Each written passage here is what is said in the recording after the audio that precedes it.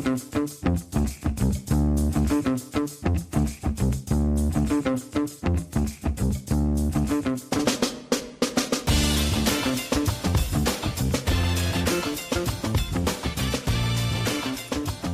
back to a second edition of Podcast on the Brink for Thursday, February 6th. It's been one of those days where obviously a day that started with a lot of speculation out there on social media, and now we've got some I don't want to call it news, so to speak, yet to talk. We've got some speculation that's been out there reported that wanted to bring you a second episode today to talk about. Ryan Corazza of Inside the Hall is here. Before we get to Ryan and our discussion, wanted to remind you that Podcast on the Brink, as always, brought to you by our friends at Visit Bloomington, also a proud partner of Indiana University Athletics. If you're ready to take your Hoosier basketball fandom to the next level, then plan your trip to Bloomington, Indiana.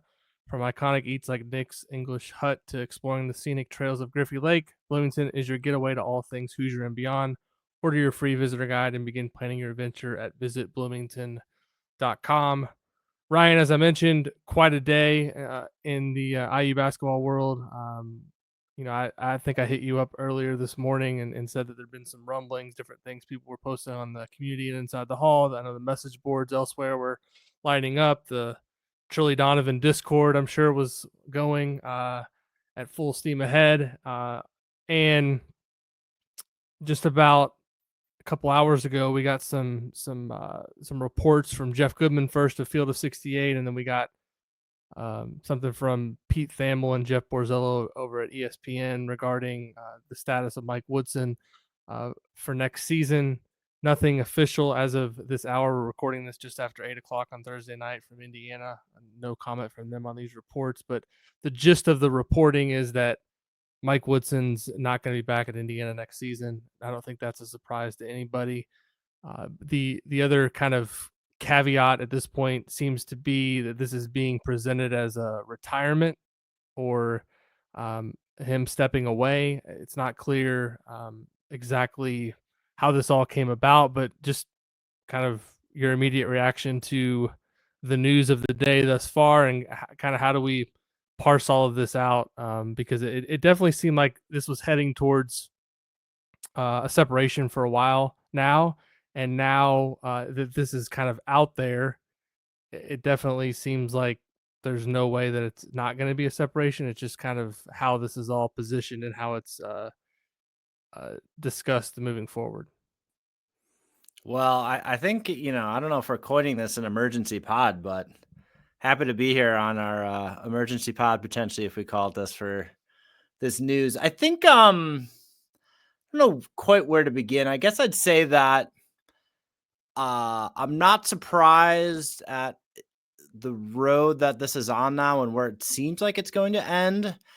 I am a little surprised that he was, wherever side this is coming from, and again, there's kind of stuff flying from both sides on this, but I feel like I would have expected him, I guess, kind of because of his status as a former player, under Knight, part of the Indiana family, that he would sort of be given more of the opportunity to coach these last 8 games, because they can still get into the tournament. Maybe that's wishful thinking at this stage of the game based on how the entire season has played out.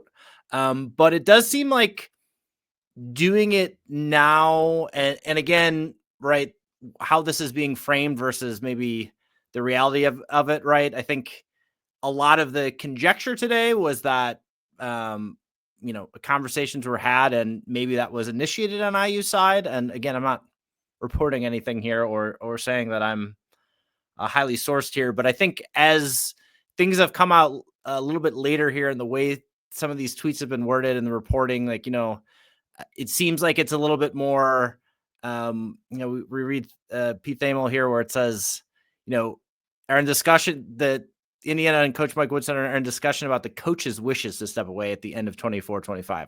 So that makes it seem like Mike Woodson all of a sudden is like, I'm out, I'm retiring, which to me, I mean, just to be frank, doesn't really pass the smell test, but I can also see because, if you're in the administration and this is, a former player and sort of the sensitivities around this, that it might be presented in a little bit more of a soft landing than otherwise may kind of be the case. And if Woodson is kind of also lost a power struggle, so to speak, or it's not really maybe initially wasn't on his terms potentially, but now that maybe it is, or he's trying to frame it that way a little bit. Um, I can see how that makes it, I guess, like look better than it otherwise might. So I don't know. It's hard to, you know, where we sit now. There's still sort of some more information to come out, so it's a little hard to sort of pontificate on this or wrap your head around it. But ultimately, I think what is known is that discussions were definitely had today. And on the back end of that, it's certainly looking like this is Mike Woodson's last season in Bloomington. I just think there's like still some weirdness to how it's being presented. And then, if the idea is to try to maybe lessen the damage a bit or to kind of public relations this a bit, I don't know. I guess I could also throw out some theories about, if everyone's going to uh, maybe be gentler in the audience towards Mike Woodson and the team on Saturday. Well, what if they get down by 20 again? Right. Right. So, I don't know. I just feel like um, it's, I understand in some ways why it's going down like this, but I also feel like things are sort of painted into a bit of a corner and everyone's trying to find a graceful way to do this, but I'm not sure, at least to me right now, there's a little bit of a fumbling a little bit going on as it tries to sort of reach its final destination here. So that Yeah. those are my takes on it as of right now. y- It seems like there probably was a window at some point where this could have all been done and kept under wraps, and they could have just come to an agreement, whatever it was, and then presented the news in the way that would have been fine for both parties.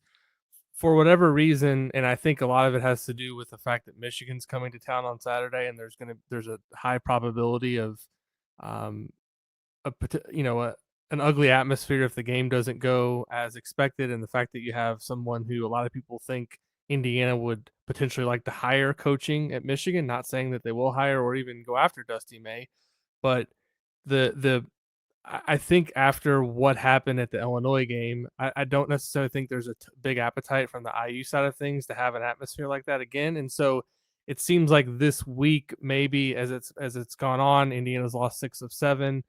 That and again, this is more speculation than anything, but just kind of having a feel for the situation. It almost seems like um, IU didn't want to go through another potential just toxic environment, uh, just to put it bluntly, on Saturday. And so, whatever these discussions were, have taken place, and it seems to be some urgency to get this done before the weekend. What I don't understand, I guess, is maybe, and maybe this is from the side of things where Woodson, as maybe finally kind of come to the realization that there's no way out of this other than a separation at the end of the season. Why it couldn't have been a little bit more buttoned up and have both sides kind of on the same page before we have kind of this, I don't know, I don't want to call it a PR nightmare, but you've got like these bits and pieces of information that are coming. I mean, could you imagine like an NBA situation where you're saying, well, this we have like guys requesting trades in that, but like, you know, kind of announcing a trade and then we'll saying like they're contemplating a trade or whatever, and then kind of letting things hang. It's like, it's either going to happen or it's not. And so like button it up from both sides, get the information, and then not negotiate it in public like this. And I know this is a extremely delicate situation. There's a lot of things in the background. Obviously, you got the board of trustees, which Quinn Buckner's, you know, the head of, and there's always politics at play when you're talking about a university and all the things that have to be done from the legal side behind the scenes. It's just the way it's kind of playing out here. It seems like it could have been a little bit more buttoned up and communicated like differently than how it's portrayed. Is kind of my takeaway from it so far. Yeah, I certainly understand what you're saying there. I think my reaction to that is I think it's twofold. One is, it's 2025 and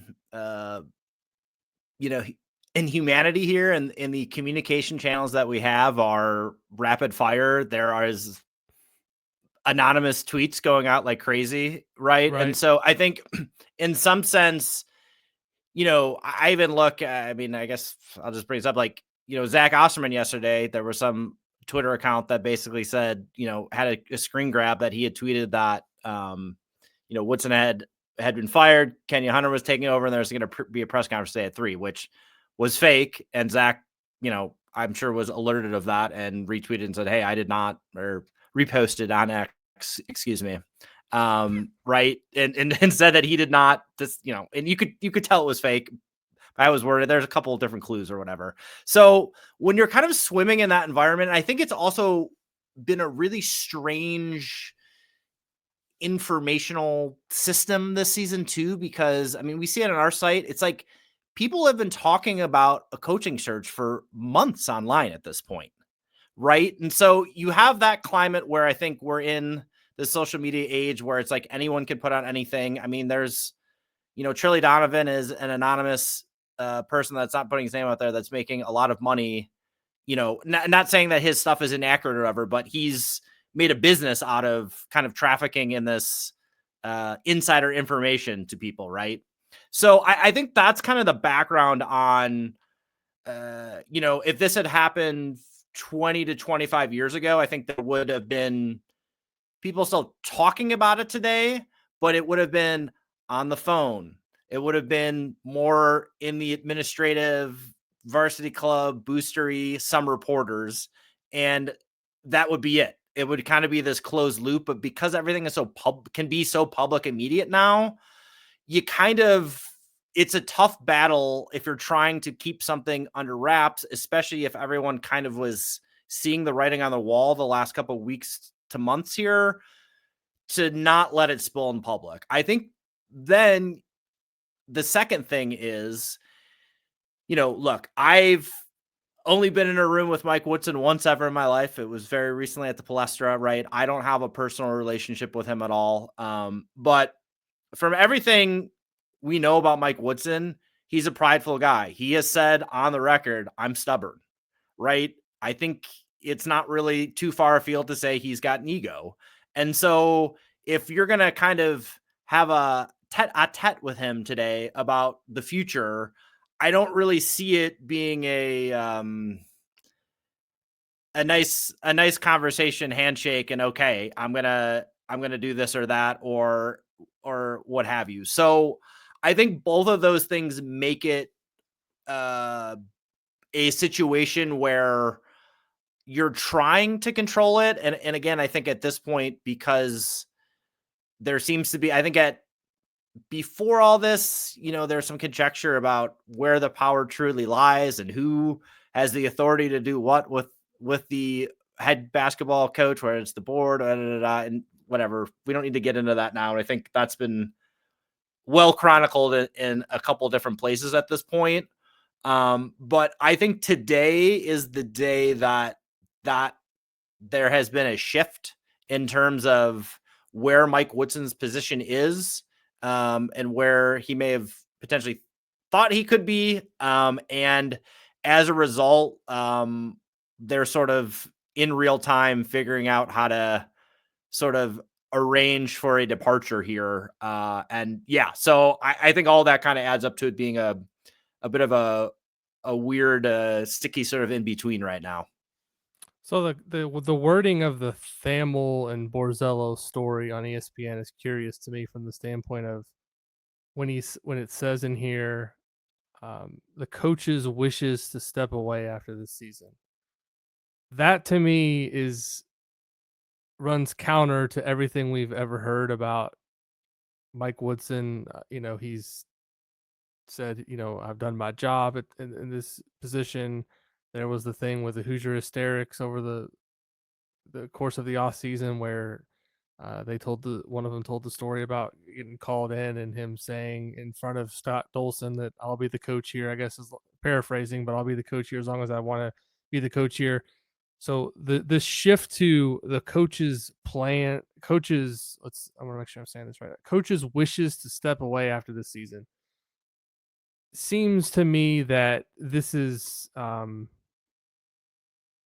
not something I don't know. I don't want to speculate like where this is coming from, obviously. Well, But look, go I ahead. would say that this on that, like when I think when I first saw both of these reports from both Goodman and from Thamel, I'm like, and I know Borzell was mentioned in that tweet too, and then they, the story is, kind of this conjecture during the day was like they're kind of potentially maybe asking him to retire, right? That was sort of what was going around today. And then, so when you see these reports or these tweets about him using that same language in terms of retirement or whatever, like, oh, okay, well, this just kind of follows. But then when I kind of sat on it for a little bit longer, and you and I talked again about it, not too long ago before we got on, and I said that I read, you just read it there, the coach's wishes, and you're like, well, hold on a second.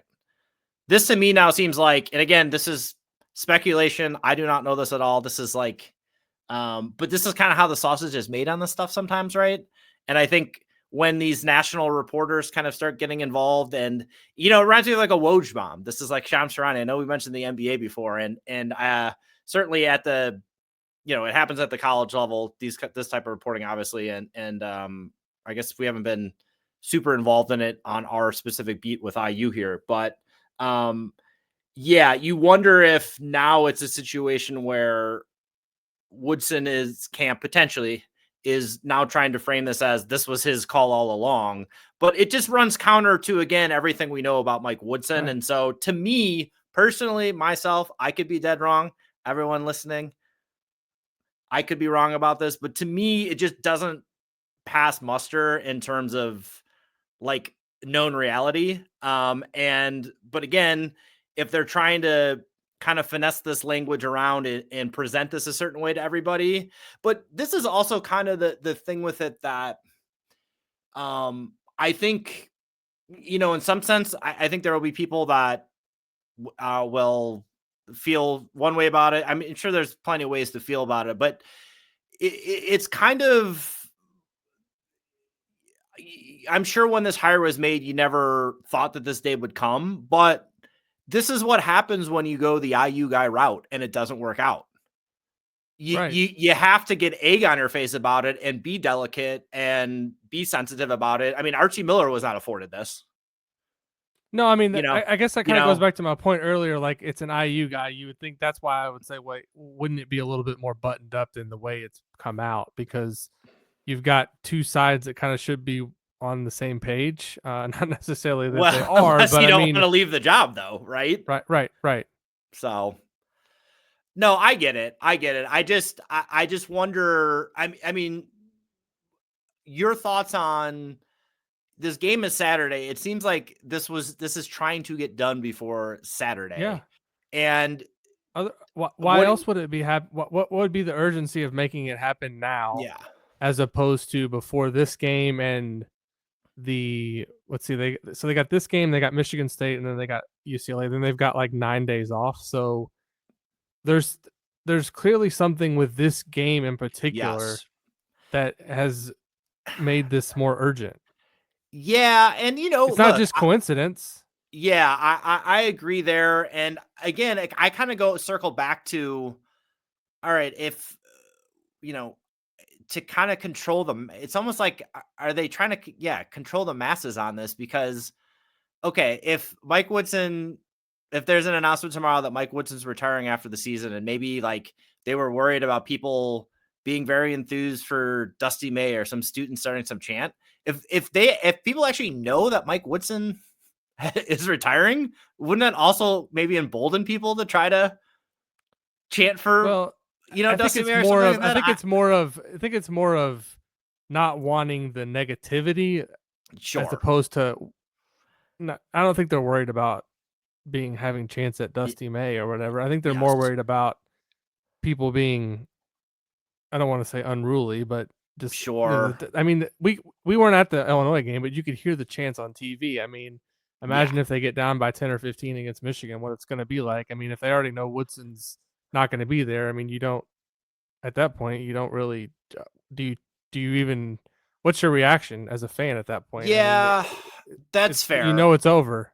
I guess it gives you a better chance of it being ugly if this is announced before it than if it's not announced at all. And I guess I can see You mean it that. gives you a better chance of it not being ugly? Yes, exactly. Because if there at least is some sort of announcement previous to that, it gives you a better shot at not being in an ugly environment on Saturday than otherwise. I just find it's just hard to control. It's just a situation that looks like they're trying to get control of, and I just don't know how much ultimately they're going to be able to wrestle from a crowd. You know what I No. mean? Yeah, for Um, sure. I mean, do you so think there's anything to the some people have on our community and inside the hall? Some people have kind of talked about, if if they've mentioned, and obviously not quoting anybody directly, but I think there's a sense from some, and these are obviously some of the most diehard Indiana fans, that they kind of wish that there was a resolution now, that so they could just cheer for the team and hope for wins the rest of the season, as opposed to I know there's been people who have openly wanted Indiana to lose, so there could be a change. That's not a healthy spot for a fan base to be in. So do you think it maybe takes some of the pressure from that, and people can just kind of enjoy the games the rest of the season and not be thinking about what the future holds because they know that there's a coaching search to look forward to? yeah, I guess I could see the argument for that, and again, if people know before the end of the season that it's over, that there can be um yeah, less concern or less like I don't know, thoughts around some of what may happen if they know it's already kind of done. But I also feel like it might just create, I don't know. I guess maybe I'm speaking as, someone doing a close read of the games and, writing about it and, obviously observing a lot of the conversation online. Like uh it could also just create kind of a weird last month here, right? Where um it's just kind of what are you rooting? I guess yes, you can kind of be, but I don't know. I feel like, you know throughout his tenure, and I know they have a little bit like of an upswing in terms of chances to win those games at the end of the season. The couple that they have, right? I know they're Mm-hmm. they're eventually going to get out of this really tough stretch, and I mean, you think in kind of all of his seasons at the end of the year, they've been able to kind of get a little mini winning streak going. And so I don't know. I'm kind of spinning my wheels on your hypothesis around, some of these. Well, people can kind of just feel this way or that way. It's like I also feel like, I don't know, this was just such an inevitability that um I I'm struggling to kind of almost like see the future of what the next 8 games are gonna be if he's retired and there's sort of this story trotted out and how people are gonna react. I guess I'm just gonna say, I don't know. But Yeah. I do get the point of, from like a management PR perspective of the situation, I get why you go this way, and I do think that some people may be able to sort of soften their stance on Woodson at the end of his tenure here because he is stepping aside. But we'll see, I guess. Yeah, it's just the kind of the latest chapter in what's been a very dysfunctional long period of IU basketball. I mean, you can point to countless examples of just kind of, the end of the Mike Davis era, the end of the Kelvin Sampson era for different reasons, obviously. Tom Crean, when it got to the end of that, there's never an easy way to No. end a tenure. And speaking to kind of what you said earlier, when you've got an alum, you've got somebody who played and gave 4 years to IU basketball. I mean, Mike Woodson, in terms of his playing accomplishments, probably one of the 10, 15 best players to ever put on the uniform. It's never going to be easy, and it, and, there's no. I agree with you. it's hard to know what to expect now the next 8 or 9 games because it's not a usual a common thing where you see someone say, "Well, I'm gonna." Again, this is what's been saying is that is going to happen. We don't know for sure at this point how it's exactly going to play out, but you don't always see someone say, "Well, I'm going to retire at the end of the season and coach out the rest of the year." It's kind of just a not common. I think Leonard Hamilton's maybe doing that at Florida State, but their season's in a much different place. They're nowhere close to even contending for the tournament, and you knew the separation was inevitable. And he also spent a lot more time there as a coach and Yeah, he was there had a a lot while. more a lot more high level success. So he's older. yeah, He's in his 70s, right? yeah, he's much older, but Yeah. yeah, it's usually but also you don't see a lot of in season firings either in college basketball. I mean, we saw it No, last I year mean with Chris Holtman. Holtman, but there's not a whole lot of other examples that I can remember in the Big Ten where you've had a coach let go in the middle of the season. So we also Yeah, the we other thing we don't certainly. know, which we also don't know how the players, I guess, feel about all this either. I mean, they have to play the last 8-9 games, whatever it's going to be in terms of postseason games here. So not that they should have much of a say in terms of who is the coach, but if there's any chance that things fall apart from that perspective, you don't want to do that either. So a lot of layers to kind of peel back here and try to figure this all out. It's just as the day played out. I mean, we were talking back and forth on this stuff, and it just kind of got more odd as the day went on. One of the stranger days I can remember. Yeah, it was. It's one we'll remember. I think, it's kind of one of those touch points of, I think, the Woodson tenure. This definitely goes down as a day that is kind of an inflection point. And yeah, it's tough. I reiterate what you're saying here. Like, it is kind of tough to parse this, and especially when not everything's kind of hasn't gotten to the end of the road here. But we kind of just wanted to hop on and try to talk through it a little bit and sort of process For it in sure. real time. So yeah, Yep. Well, thanks, Ryan, for coming on. We'll obviously have everything covered on Inside the Hall, have everything covered on podcasts on the Brink. Who knows? Could be another podcast tomorrow if we get some other more definitive news or anything or something like that. I'm not sure exactly how this. There's no precedent for how this is all gonna play out. Just kind of a fluid situation. But as Ryan said, we wanted to come on here and talk about this briefly and obviously it's a huge story right now with IU basketball. So Ryan, thanks for making the time to come on the show. anytime. If you enjoy the show, as always, leave us a rating and a review over on Apple Podcasts. Leave us a 5-star rating over on Spotify, and we'll be back soon with another episode of Podcast on the Brink.